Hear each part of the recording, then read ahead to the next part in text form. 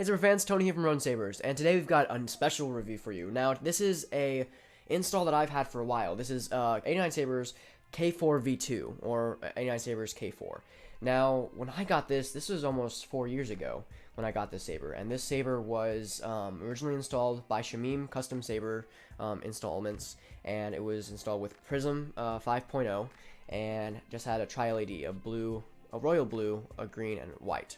And then it had a 28mm bass speaker, and it was a very, very good font. Those soundboards don't have smooth swing. This is before Proffie, so I bought it from him before Proffie had come out and smooth swing and all that jazz.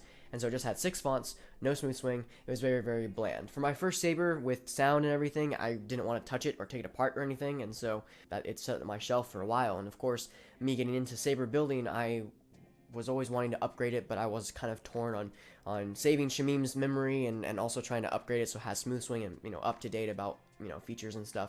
And so I finally figured out how to do it. And this is a thin neck, so I was also kind of worried about installing a thin neck for the first time. So as well as that, I mean, this is my first thin neck install, and so I am taking commissions for thin necks now that I know I can do them. So I originally had an annoying heatsink in the emitter, and I had to like file it down and saw it off and make sure that's pretty so I could put a Neopixel connector in there. I don't think the new K4v2s come with them. This is just an older version of that, and so you'll have like an annoying heatsink if you have an older one. This is designed to be as first built, so you have no weathering on it whatsoever, besides something, scratches or whatever that I put on there. But you have everything's very shiny and new. This is as first built, so this is like right after Obi Wan or defeated Anakin and went to exile on Tatooine. So this is supposed to be inspired by his journey there as well. And so I tried to capture with this build the amount of pain and suffering, as well as Obi-Wan overthinking about his choices and this and that. And so I put some very emotional tracks on here as well. So we have the Neopixel and the thin neck. We have the Proffie board in here. We have the 2 buttons, which originally came with the Shamim design. The battery is housed in the grenade section, which is being held by Velcro, which wasn't a huge design thing. It was just kind of put there by Shamim. And so when I took it apart originally and designed everything, or had to reconstruct everything, it was very weird to kind of put that there. But it's very snug. It's not moving anywhere. I'm using the same chassis that Shamim used. There's a lot of threading on this bottom piece. But it has a retention screw here that Shamim put last minute to hold the chassis into place. But, I mean, the chassis is really snug to begin with, so I don't know really why he did that. But if you want to have access to the chassis, you just have to undo this, and then you can pull this out. So you got your recharge port and your Proffie and your SD card all right there, as well as the speaker. Now, you can take out this booster section and pull out that if you want even more access to bend the card up and stuff. We have a steel blade plug that was shined through, but now that I did it from Neopixel, I'll show you that real quick.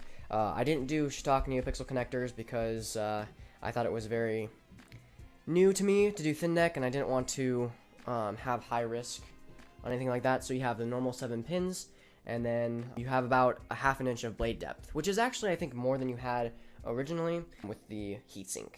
And so, again, not for dueling. Now I have 2 of my Obi Wan collection complete with Neopixel and Proffie.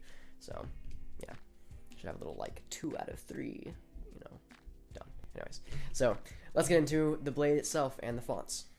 Okay, Saber fans, so this is the fonts that I put on this. So this is a lot of fonts that I liked, but also kind of rearranged and added certain files to. So it's going to be a mixture of a lot of fonts. So kind of bear with me here. So our first font. Anakin has turned to the dark side. I wanted to capture the fall of Anakin and kind of Kenobi's realization that Anakin had fallen to the dark side. And so I put on Order 66 as the track. This is the bold one from K4v2. And I put a different boot sound on there to kind of make it more emotional. So on the track.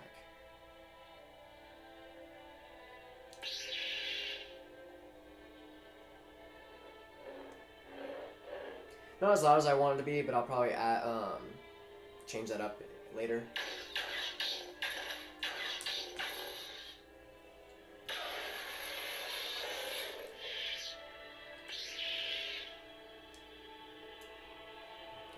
Trigger the force effect. You were the chosen one!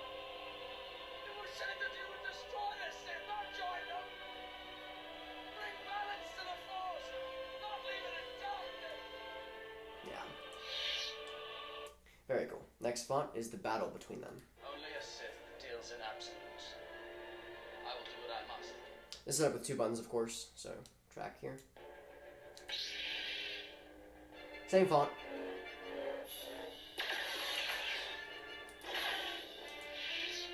Next font. So this one I'm missing a few files, but ignore that for now. I'll change it later. But this is I did the Chosen One by K4v2, but I added in Maul's scream and some Maul force effects to it, so to kind of symbolize his transition on Tatooine, as well as Rebels, his stuff on Rebels. I did a lighter blue on this one. I added blasters from the Shadow sound font. Yeah. Next thing. Obi Wan Kenobi. So I put a pre-on on this. This is OB4 by K4v2. So this has smooth swing from Juan Sith's The Learner, which is supposed to be Vader's during New Hope, but I added that smooth swing to this font to give it more of a classic sound. Very nice. Of course, that's force effects. You've taken your first step into a larger world. I'm getting too old for this sort of thing. You should not have come back. Overlap.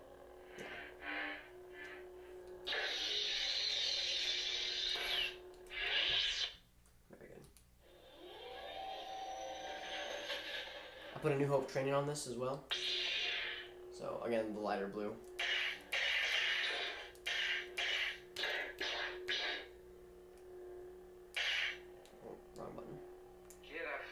Side of this galaxy to the other, I've seen a lot of strange stuff, but I've never seen anything to make me believe there's one all-powerful force controlling everything. Mystical energy field controls my destiny. Luke Skywalker. Then, of course, since this is a shared prop in Return of the Jedi, I decided to put LS6 on there by K4v2. So it just has normal force effects on there.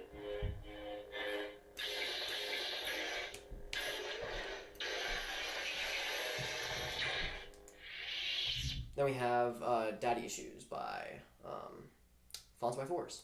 If you will not turn to the dark side, then perhaps she will.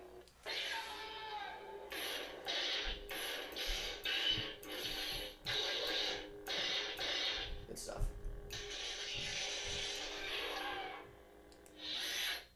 And then, of course, the first LS6 one has the bar scene, and this one has the throne room track on it. I decided for the last font to put a unstable on there, mainly because I thought it'd be kind of cool to see Ben Kenobi's lightsaber have an unstable blade on there. So this is K4v2 V2 unstable.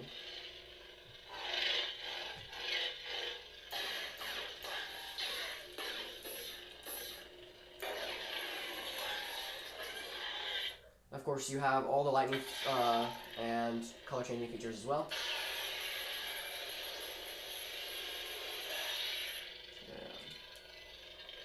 Rotate the color. Yeah. And we're back to the beginning. Anakin has turned to the dark side. So yeah. That wraps it up as far as fonts go. So with all those fonts and stuff, I still have to fix that Maul one that I was trying to do. That will take maybe just a few files to drop in there. But yeah, that's it. Again, this is a big achievement for me as well as for the channel and my collection goes, and I hope you enjoyed it as much as I will. So of course, please like, comment, and share. Commissions, if you're interested, I'll take up in my Instagram. Of course, I hope you're having a wonderful day, and may the Force be with you always.